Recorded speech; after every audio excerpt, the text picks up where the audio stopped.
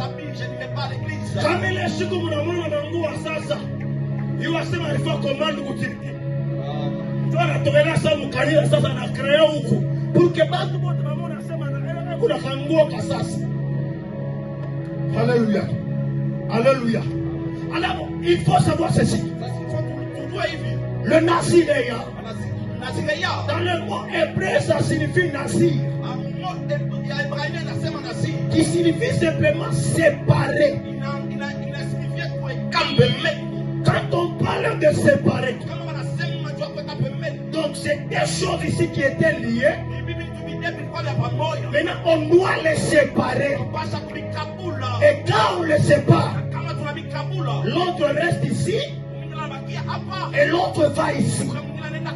Donc quand quelqu'un se dit il est naziréen, c'est une personne d'abord qui s'est déjà séparée des choses de ce monde. Donc il se consacre à Dieu.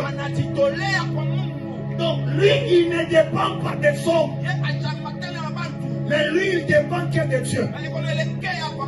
Quand quelqu'un dit qu'il dépend de Dieu,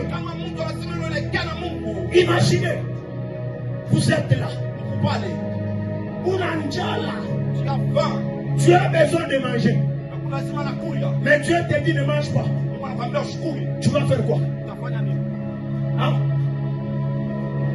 Chia, si tunaminaka mle maperiodi ile munatoka mafungo, munakuta chakula pale, unasikia sauti inatoka sema niye Bwana Yesu ninasema kuna kula chakula.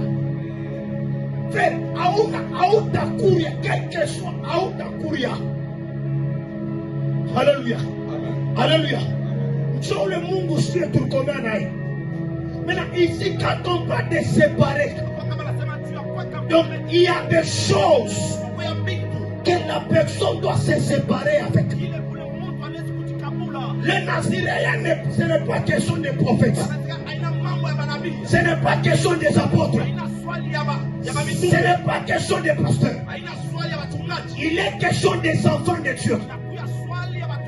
Ici, ce n'est pas être un prophète. Ici, ce n'est pas être qui que ce soit. Mais ici, ça dépend d'être d'abord un enfant de Dieu. Alléluia. Parce que la Bible dit ceci ici. On parle des hommes et des femmes. On ne parle pas des hommes prophètes ou des femmes prophétesses.